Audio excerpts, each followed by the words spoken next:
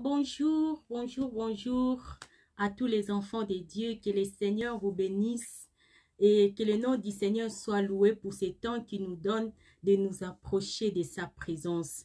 Je bénis le Seigneur pour ces temps de prière, pour ces temps de partage en faveur des mariages, en faveur des couples dans la présence de Dieu. Que Dieu soit avec toi là où tu es, que Dieu soit avec toi et que sa paix soit avec toi. Voilà, nous allons prier pour recommander ces temps entre les mains du Seigneur. Il est l'alpha, il est l'oméga. Et nous voulons qu'il soit au commencement de ces temps de partage jusqu'à la fin. Seigneur, nous venons devant toi demander ta présence au milieu de nous. Nous venons devant toi recommander ces temps entre tes mains. Nous prions pour que tu sois avec nous et que tu éloignes de nous, Seigneur, tout ce qui ne vient pas de toi. Nous te confions ce moment, ô Jésus. Que ton esprit nous dirige, que ton esprit, Seigneur, soit au contrôle de ce moment. Ô Seigneur, règne, que ta gloire se manifeste et que tu sois présent au milieu de nous. Et que le sang de Jésus-Christ puisse couvrir ces moments au nom de notre Seigneur Jésus-Christ. Amen. Alléluia. Que le nom du Seigneur soit béni. Voilà, nous voulons passer ces temps de partage et de prière en faveur des couples comme nous les faisons tous les lundis. Nous nous donnons rendez-vous à 21 h afin de venir prier parce qu'il y a beaucoup de choses qui se passent dans les mariages, il y a beaucoup de choses qui se passent dans nos couples et la volonté de Dieu est que nous puissions donner la place au Seigneur par rapport à tout ce que nous vivons dans nos mariages. Le Seigneur veut que nous puissions compter sur lui. Le Seigneur veut que nous puissions nous appuyer sur lui. Alléluia, c'est pour cette raison que nous sommes ici. Nous voulons prier pour toutes les personnes qui ont des combats dans leur mariage, qui veulent les changements dans leur couple. Nous voulons, ce n'est pas nous qui allons amener les changements, mais nous voulons prier afin que le Seigneur puisse vous venir en aide. Alléluia, nous sommes tous sur la terre et nous connaissons tout ce qui se passe dans les mariages. Il y a beaucoup de gens qui pleurent. Il y a des personnes qui tombent malades même par rapport aux problèmes qu'ils ont dans leur couple. Ils font des AVC. Il y a des personnes qui ont des problèmes de tension juste parce qu'ils ont des problèmes dans leur mariage. Et Dieu qui est au ciel, il voit tout cela. Il voit combien tu luttes pour ton mariage. Il voit combien tu souffres. Il voit combien tu aimerais que les choses changent. Et le Seigneur nous appelle dans sa présence pour que nous puissions prier. Alléluia, la Bible dit, ce n'est pas par notre force, ce n'est pas par notre puissance, mais c'est par l'Esprit de Dieu. Et nous comprenons que c'est la prière qui change tout. Alléluia, c'est pour cette raison que nous sommes là, que le Seigneur vous bénisse. Si vous êtes là, partagez ces temps, partagez avec vos contacts, afin que nous soyons tous ensemble dans la présence de Dieu. Alléluia.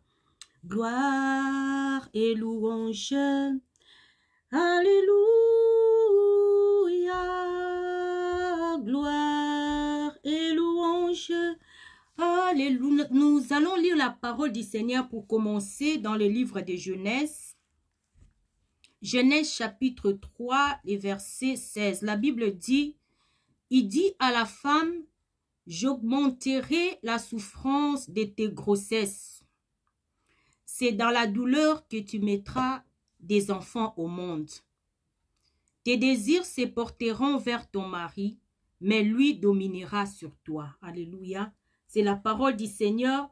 Dans les jardins d'Éden, le Seigneur parle à la femme et il dit à la femme, j'augmenterai les douleurs de tes grossesses.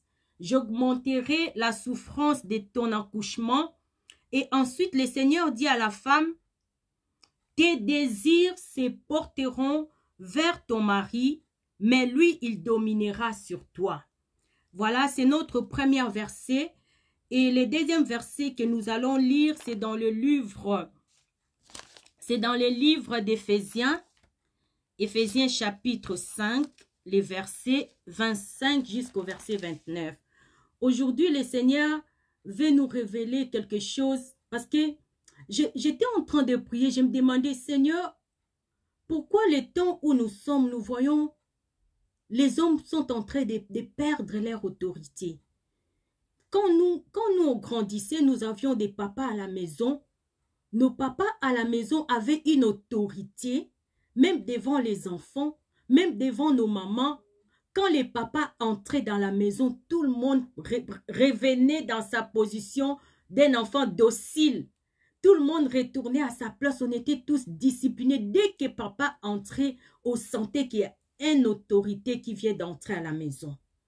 Et aujourd'hui, je me demandais, Seigneur, pourquoi les temps où nous sommes, nous trouvons que les papas n'ont plus cette autorité qu'ils avaient à l'époque. Même devant leurs femmes, je constatais que les hommes n'ont plus l'autorité qu'ils avaient par rapport à leurs femmes. Ils n'ont plus cette dignité qu'ils avaient. Et les temps où nous vivons, j'ai remarqué que beaucoup de femmes deviennent autoritaires devant leur mari. Ça veut dire que c'est les femmes qui commencent à... Les femmes prennent de l'autorité et l'autorité de l'homme est en train de disparaître. Et je ne comprenais pas ça. Je dis, qu'est-ce qui s'est passé pour que les hommes puissent devenir comme ça, pour que les hommes puissent perdre leur autorité, l'autorité qu'ils avaient. Et qu'est-ce qui fait que maintenant, on constate que les femmes prennent plus de l'autorité sur le mari? Qu'est-ce qui s'est passé, Seigneur? Je ne comprends pas ce qui se passe. Et j'ai prié et le Seigneur m'a donné ces versets. C'est ce que je vais partager avec vous aujourd'hui. J'espère qu'un papa suivra ces temps de prière et ça va changer beaucoup de choses dans nos maisons. Dans la volonté de Dieu, l'homme est toujours le chef de la femme. Mais dans la réalité que nous vivons aujourd'hui, les hommes n'ont plus cette autorité des chefs qu'ils avaient. Et il y a un changement qui est arrivé avec les temps et c'est ce que nous voulons lire. Dans le livre d'Éphésiens 5, je vais lire la parole du Seigneur, Éphésiens 5. Si vous êtes là, partagez. Voilà, Éphésiens 5, le verset 25, je lis la parole du Seigneur. Marie, aimez votre femme comme Christ a aimé l'Église. Il s'est donné lui-même pour elle, afin de la conduire à la sainteté, après l'avoir purifiée, et lavée par l'eau de la parole, pour la faire paraître devant cette Église glorieuse, sans tache, ni ride, ni rien de semblable, mais sainte et irréprochable. C'est ainsi que les maris doivent aimer leurs femmes comme leur propre corps. Celui qui aime sa femme s'aime lui-même. En effet, jamais personne n'a détesté son propre corps. Au contraire, il les nourrit et en prend soin, tout comme le Seigneur les fait pour l'Église. Alléluia! Que le Seigneur bénisse sa parole. Ici, le Seigneur nous dit, quand nous lisons dans le livre de Genèse, la Bible nous dit, le Seigneur parlait à la femme et lui disait que tes désirs se porteront vers ton mari. Ça veut dire ce que tu désires, des choses que tu cherches, ce que tu veux. Le Seigneur a mis dans la femme cet instinct naturel que quand elle a besoin de quelque chose, elle va tout de suite se tourner vers son mari. Quand elle a besoin des vêtements, elle a besoin de se faire coiffer, elle a besoin de quelque chose, une femme qui a un mari, dès qu'elle a besoin de quelque chose, c'est naturel pour elle de tout de suite penser à demander à son mari. C'est tout de suite, elle va dire, mon mari est celui qui va prendre soin de moi. Alléluia. C'est naturel. C'est le Seigneur qui a mis ça dans chaque femme. Et ce n'est pas du matérialisme. Ce n'est pas que la femme veut profiter de l'homme. Mais c'est ce que le Seigneur a mis naturellement dans l'âme de la femme, dans l'être féminine. C'est que ses désirs se porteront vers son mari. Alléluia, c'est ce que le Seigneur a dit à la femme depuis les jardins d'Éden. Alléluia. Et aujourd'hui, dans notre société, nous constatons que les désirs de la femme ne se portent plus vers son mari. Nous constatons que les femmes aujourd'hui, elles sont en train de satisfaire leurs désirs elles-mêmes. C'est elles-mêmes qui doivent se débrouiller pour se vêtir. Elles doivent se débrouiller pour se nourrir. Il y a des femmes qui sont mariées, mais c'est elles qui doivent chercher la nourriture, même pour l'homme. C'est la femme qui doit chercher à s'occuper de la maison, à nourrir les enfants, à payer l'école des enfants, mais son mari est à la maison. Alléluia. Mais le Seigneur a dit à cette femme dans les jardins d'Éden, tes désirs ne se porteront pas vers toi-même. Ce n'est pas toi-même qui vas satisfaire tes désirs. Ce n'est pas toi-même qui vas chercher à combler ce dont tu as besoin. Alléluia. Mais tes désirs se porteront vers ton mari. Alléluia. Et à la suite de ces versets, le Seigneur dit, et le mari dominera sur toi. Alléluia. C'est les conséquences des premières phrases qui a été dites. Tes désirs se porteront vers ton mari et après ton mari dominera sur toi. Du moment où les désirs de la femme ne se portent plus vers son mari, du moment où l'homme ne comble plus les désirs de sa femme, ne s'occupe plus de sa femme, ne la nourrit pas, ne s'occupe pas de ce qu'elle va se vêtir, de ce besoin. Du moment où la femme, ses désirs sont satisfaits par elle-même. Et à ce moment-là, nous constatons que l'homme n'a plus la force de dominer. Parce que ces deux paroles sont dans les mêmes versets. Et ces deux paroles vont ensemble. La femme a des désirs qui se portent sur son mari et après les maris dominent. Mais la femme qui n'a pas de désirs qui se portent sur son mari et le mari ne pourra pas dominer sur elle. Alléluia. Je voudrais vraiment parler au papa, aux messieurs, à nos frères. Vous avez été créés. Le Seigneur vous a donné les femmes afin que vous puissiez combler aussi leurs désirs. Prenez soin de vos femmes. Prenez soin de nourrir vos femmes. De leur donner ce qu'elles ont besoin parce que c'est Dieu qui a fait cela. C'est Dieu qui a fait que les choses se passent ainsi. Alléluia. Et nous voyons dans tous les pays du monde, ça se passe comme ça. Dans tous les pays du monde, tu vas rencontrer toujours une femme qui a besoin que son mari lui achète quelque chose, qui a besoin que son mari puisse lui acheter des vêtements, des bijoux. Elle a besoin de choses et elle attend à ce que son mari puisse le faire, puisse lui donner ce qu'elle a besoin. Partout dans le monde, dans tous les continents, ça se passe comme ça. Parce que c'est Dieu qui a fait que les choses se passent comme ça. Et malheureusement, ce que nous sommes en train de vivre aujourd'hui, c'est vraiment le contraire de la nature. C'est vraiment le contraire de ce que le Seigneur a voulu. C'est le contraire de la volonté de Dieu. La femme qui nourrit son mari. Le mari qui vient demander à sa femme, donne-moi de l'argent, achète-moi ceci. Aujourd'hui, nous avons même des frères, des hommes qui commencent à trouver normal de dépendre de la femme. Beaucoup de foyers aujourd'hui, c'est la femme qui est devenue comme les chefs de la famille. C'est la femme qui doit s'occuper des besoins de son mari. C'est la femme qui doit lui acheter les vêtements. Il dit que oui, je ne travaille pas, je n'ai pas les moyens, mais parce que c'est le Seigneur qui t'a confié cette mission, mon frère, tu dois t'élever pour prendre soin de ta femme. Mon frère, tu dois t'élever pour s'occuper de ta femme parce que c'est le Seigneur qui t'a donné cette responsabilité sur elle. Tu ne pourras pas dominer sur une personne qui te donne, qui t'achète ta chemise, qui te nourrit, qui te paye le loyer, qui fait pour toi. Si c'est la femme qui fait tout ça pour toi, mon frère, tu auras du mal à dominer sur elle. Tu auras du mal à prendre ton autorité sur elle. Tu auras du mal à être le chef de la femme comme le Seigneur t'a donné à toi, mon frère, ce privilège d'être le chef de la femme. Mais comment tu peux être chef et on doit te nourrir? C'est la femme qui doit te vêtir. C'est la femme qui doit payer tes frais médicaux. Aujourd'hui, c'est un phénomène que nous sommes en train de vivre dans la société. Et c'est ce qui fait que les hommes ont perdu cette autorité-là. Parce qu'elles sont en train d'être dominées par les femmes qui prennent soin d'eux. Et ce qui est contraire à la volonté de Dieu.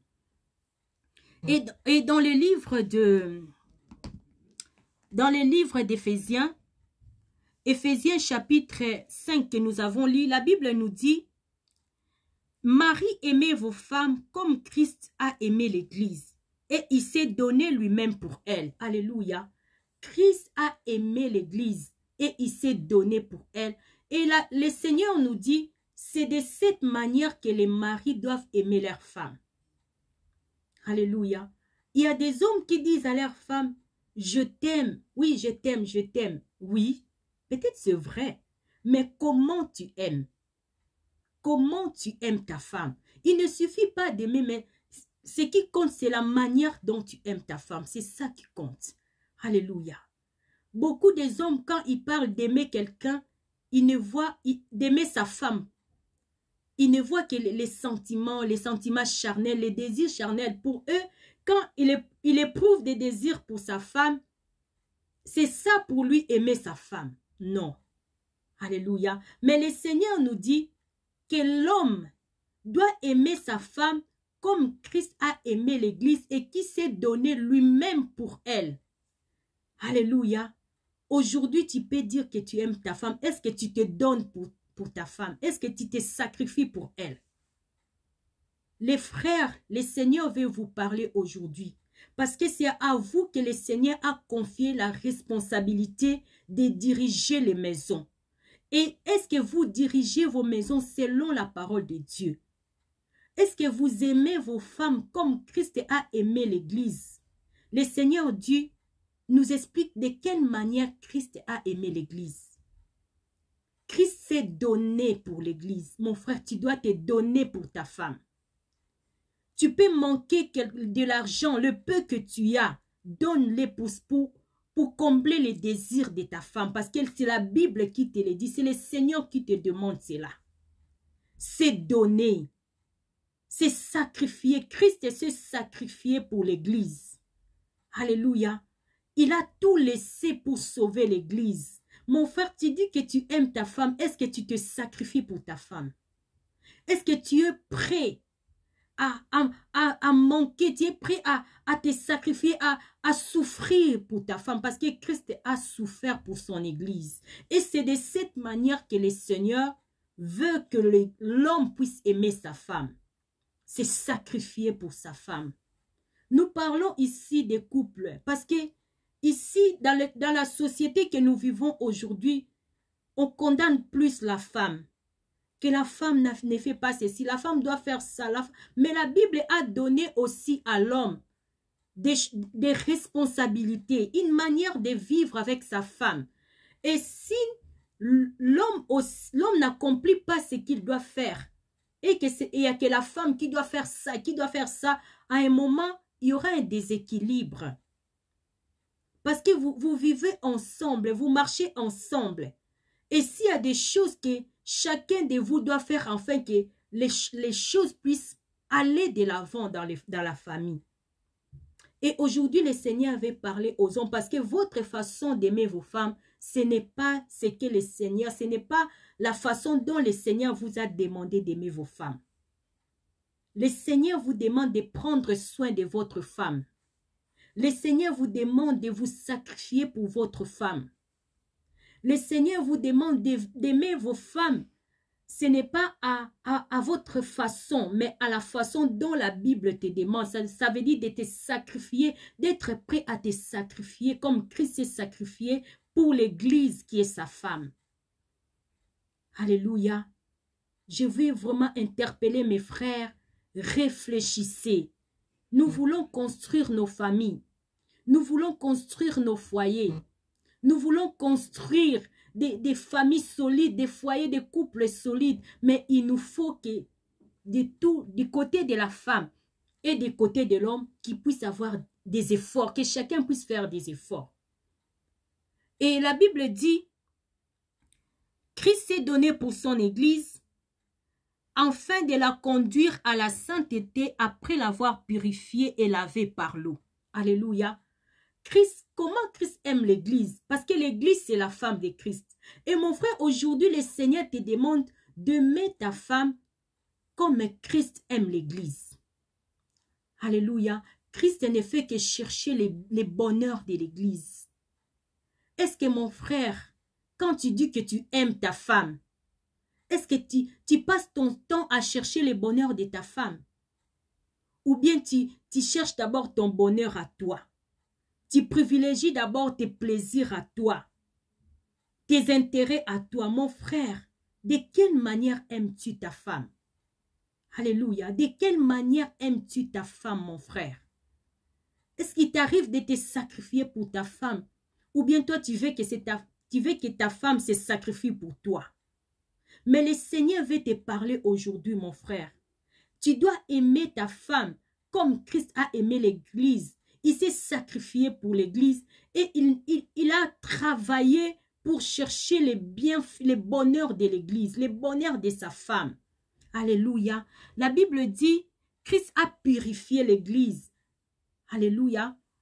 Pour faire paraître devant lui cette Église glorieuse, sans tache ni ride. Alléluia.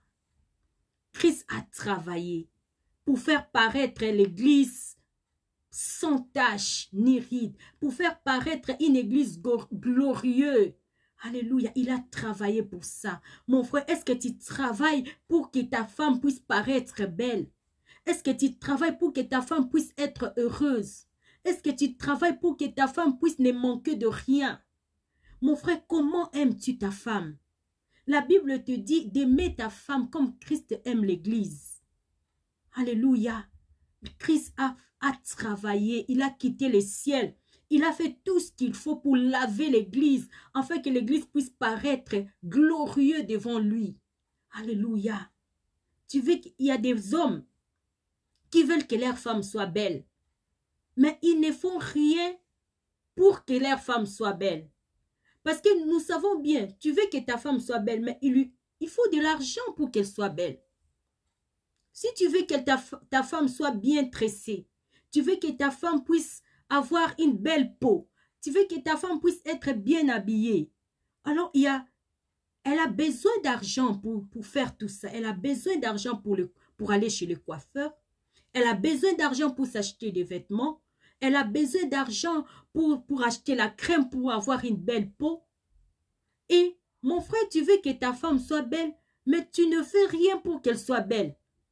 Tu ne donnes rien pour lui permettre de s'acheter des choses qui la rendront belle. Mais la Bible dit Christ a fait tout en fait que son Église paraisse glorieuse. Christ a fait tout en fait que son Église paraisse sans tache ni ride. Mon frère, est-ce que tu fais tout ce qu'il faut en fait que ta femme puisse paraître glorieuse? Afin que ta femme puisse paraître sans tache ni ride. C'est de cette manière que le Seigneur attend que tu puisses aimer ta femme. Alléluia. Mon frère, aujourd'hui, c'est le temps de réflexion. C'est le temps de revoir ta façon d'aimer ta femme. C'est le temps de revoir ton rôle, le rôle que le Seigneur t'a donné. C'est le temps de repenser à ce que le Seigneur t'a dit. Que les désirs de ta femme se porteront vers toi. Alléluia. La Bible nous dit encore, toujours dans le livre d'Éphésiens, toujours dans le chapitre 5, la Bible dit, c'est ainsi que les maris doivent aimer leurs femmes, comme leur propre corps. Alléluia. Je m'arrête ici. Le Seigneur nous dit, l'homme doit aimer sa femme comme son propre corps. Nous voyons qu'une personne, quand il se lève le matin, parce qu'il s'aime lui-même, il se lève le matin, il pense, qu'est-ce que je dois manger? Il pense, qu'est-ce que je dois faire aujourd'hui? Comment je dois me laver, je dois m'habiller, je dois faire tout pour paraître propre, pour être bien. La Bible dit, c'est ainsi que l'homme doit aimer sa femme. Quand un homme se lève le matin, il doit penser, qu'est-ce que ma femme doit manger? C'est la même. Donc, le Seigneur veut que tu aimes ta femme comme ton propre corps. Parce que tu penses à nourrir ton corps, tu penses à vêtir ton corps, tu penses à prendre soin de ton corps. C'est de la même manière que tu dois penser à nourrir ta femme, à prendre soin de ta femme, à chercher à ce qu'il soit vêtu, à ce qu'elle paraisse bien. La Bible dit, c'est ainsi que l'homme doit aimer sa femme comme son propre corps. Alléluia. La Bible dit, en effet, jamais personne n'a détesté son propre corps. Au contraire, il les nourrit et en prend soin. Alléluia. Personne n'a jamais détesté son propre corps. Mon frère, aucun homme ne peut détester sa femme. Parce que c'est ton corps, c'est ton propre corps. Comme tu ne peux pas détester ton propre corps, c'est de la même manière que tu ne peux pas détester ta femme. Parce qu'elle est ton corps. Devant les seigneurs. Alléluia. Mais la Bible dit, toute personne prend soin de son corps. Toute personne nourrit son corps et en prend soin. Et c'est ainsi que le Seigneur attend à toi, mon frère, de nourrir ta femme et d'en prendre soin. Est-ce que tu le fais? Le monde dans lequel nous vivons aujourd'hui, les hommes veulent que les femmes se débrouillent elles-mêmes. Tu as marié la femme, elle était dans la maison de ses parents. Tu l'amènes chez toi. Tu ne veux pas prendre soin de cette femme. Tu ne veux pas nourrir cette femme. Tu ne veux pas vêtir cette femme. Tu veux qu'elle se débrouille elle-même. Elle doit travailler. Elle doit se débrouiller pour se nourrir. Elle doit se débrouiller pour avoir de quoi s'habiller. Ce n'est pas la volonté de Dieu. Ce n'est pas la volonté de Dieu, mes frères. Le Seigneur a créé la femme à côté de l'homme, afin que la femme puisse être entretenue. C'est dans la Bible. Ce n'est pas que cette femme veut profiter de toi, mais c'est Dieu qui a fait que les choses soient comme ça. La Bible dit, l'homme doit aimer sa femme comme son propre corps. De la même manière que tu nourris ton corps, que tu prends soin de ton corps, c'est la même manière que tu dois nourrir ta femme et prendre soin de ta femme. C'est la parole de Dieu. Alléluia. Et la Bible dit, tout comme le Seigneur le fait pour l'Église. La Bible dit, c'est de cette manière que le Seigneur prend soin de l'Église. Il a payé de sa vie pour l'Église. Il s'est donné, il a tout laissé, s'est sacrifié pour l'Église. Il prend soin de l'Église tous les jours. L'Église qui est la femme du Seigneur. Nous venons tous devant le Seigneur pour pleurer, pour lui dire, Seigneur, j'ai besoin de ça. Aide-moi, j'ai besoin de ça. Seigneur, protège-moi. C'est ainsi que la femme doit agir envers son mari. Si elle a besoin de quelque chose, elle va aller chez son mari. Si elle désire quelque chose, elle va aller le demander chez son mari. C'est ainsi que la Bible dit, le Seigneur se comporte envers son Église. Aujourd'hui, mes frères, lisez les livres d'Éphésiens chapitre 5, à partir du verset 25 jusqu'au verset 34, et regardez un peu ce que le Seigneur attend de toi, mon frère, envers ta femme. Ce que le Seigneur attend que tu fasses à ta femme, c'est quoi les devoirs de l'homme envers sa femme? C'est quoi les responsabilités de l'homme par rapport à sa femme? Alléluia. Le monde que nous vivons aujourd'hui, nous vivons le contraire. La femme ne dépend plus de son mari. La femme doit se débrouiller pour se nourrir, ou bien c'est la femme même qui va travailler pour nourrir l'homme. Ça, ce n'est pas la volonté de Dieu. Et c'est ce que nous voyons, que les hommes d'aujourd'hui ont perdu leur autorité. Les hommes d'aujourd'hui ont perdu cette force qu'ils avaient, que le Seigneur leur avait donnée. Parce que on dit que la main qui donne est supérieure à la main qui reçoit. La main qui donne est là, et la main qui reçoit est là. La main qui reçoit est toujours en dessous, et la main qui donne est toujours au-dessus. Si tu es l'homme et que c'est toujours ta femme qui vient te nourrir, c'est ta femme qui va travailler pour te nourrir, c'est ta femme qui doit chercher l'argent pour payer la maison, c'est ta femme, tu es toujours là et tu reçois, la femme reste au-dessus parce que c'est elle qui donne, c'est elle qui amène. Et si tu es l'homme et que tu restes au-dessus, c'est toi qui t'occupes de ta femme, tu lui donnes de quoi s'habiller, de quoi manger, tu restes au-dessus de ta femme. Et ça, c'est la volonté de Dieu. Alléluia.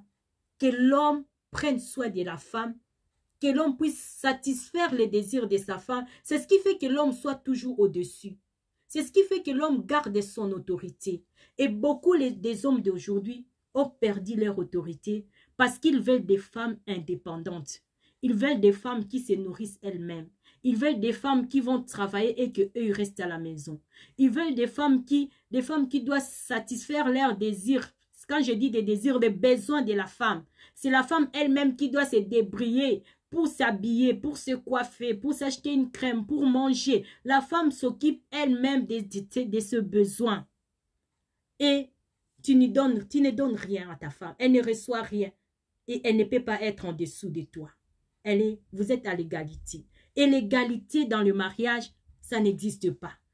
Tant que vous êtes à l'égalité, ce n'est pas dans la volonté de Dieu. Parce que la Bible dit l'homme est le chef de la femme. Alléluia. Mon frère, si tu veux récupérer ton autorité dans ton mariage, reprends ta place. Commence à prendre soin de cette femme que Dieu t'a donnée. Commence à la nourrir. Commence à aider ta femme. Commence à prendre soin de ta femme.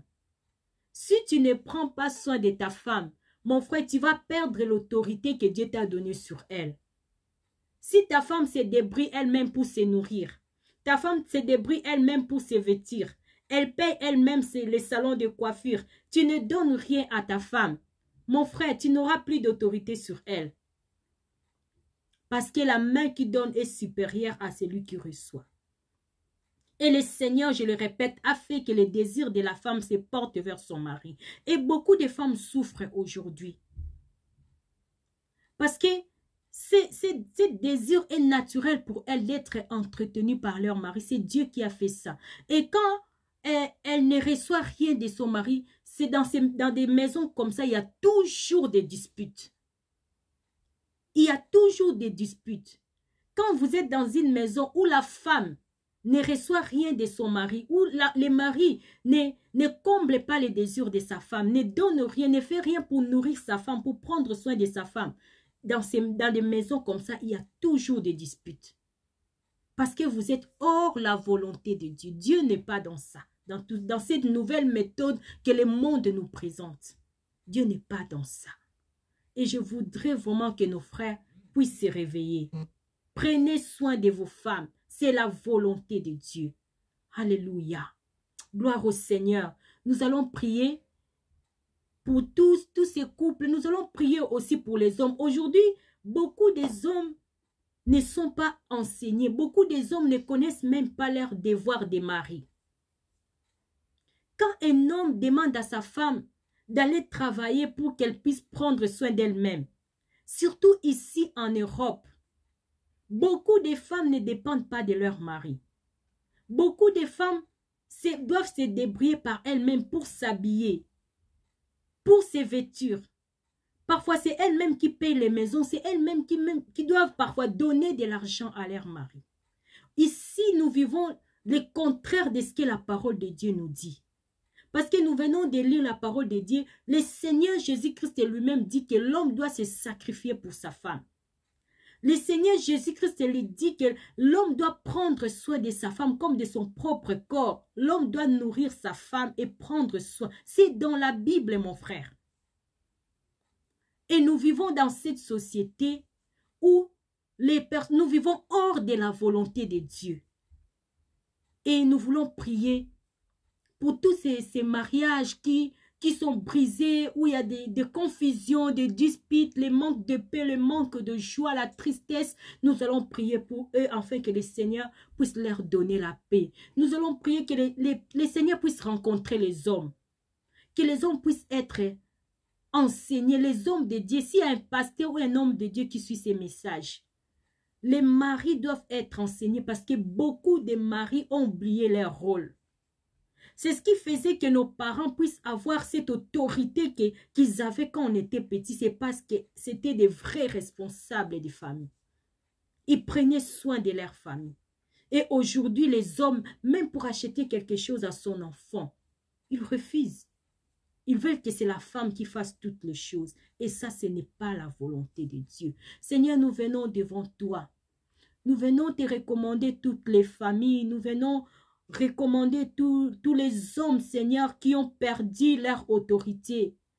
Tous ces hommes qui n'arrivent plus à faire ce qui a été demandé, ce que tu leur ordonnes, qui n'arrivent pas à prendre soin de leurs femmes, ces hommes qui n'arrivent pas à nourrir leurs femmes, ces hommes qui n'arrivent pas à s'occuper de leur famille. Seigneur, nous te prions afin que tu puisses les rencontrer. Seigneur, nous te prions afin que tu puisses le réveiller, Jésus. Nous te prions, oh Jésus, pour toutes ces familles, pour tous ces mariages qui sont en train de passer des temps difficiles, les temps de disputes, de séparation, de tristesse. Yahweh, nous te prions pour toutes ces personnes qui sont là avec nous. Toute personne qui est là et qui passe des temps difficiles dans son mariage. Toute femme qui est là, qui se pose des questions. Seigneur, nous recommandons devant toi tous les couples qui passent par des temps difficiles. Et nous te demandons de tendre ta main et de donner la paix. Seigneur, nous demandons, Seigneur, que tu puisses rencontrer tous les hommes et que tu puisses parler à leur cœur. Parce que c'est à eux que tu as confié la responsabilité des familles. C'est à eux que tu as confié, Seigneur, la direction de la famille, oh Dieu. Nous te prions pour tous les papas, pour tous les hommes, pour tous les chefs de famille. Yahweh, va rencontrer tous les hommes. Va rencontrer, Seigneur, toute personne qui suit ces messages et qui a perdu son autorité. Tout frère qui passera par ces temps de prière et nous suivre en ce moment. Seigneur, redonne-lui cette autorité qu'il a perdue. Seigneur, restaure le mariage, restaure les familles. Nous venons devant toi, Seigneur, au nom de Jésus. Donne la paix dans les maisons. Alléluia. Donne la paix dans les familles. Donne la paix dans les mariages. Nous recommandons la famille nous recommandons la famille de chaque personne ici entre tes mains. Restaure les mariages, restaure les familles et donne la paix au nom de Christ Jésus. Amen. Gloire au Seigneur. Que Dieu vous bénisse. Nous sommes à la fin de notre temps de prière. Voilà, nous allons nous retrouver mercredi pour prier en faveur de nos enfants. Voilà, je vous dis au revoir, que le Seigneur soit avec vous. Nous nous retrouverons mercredi à 17 h pour prier pour nos enfants. À bientôt. Alléluia.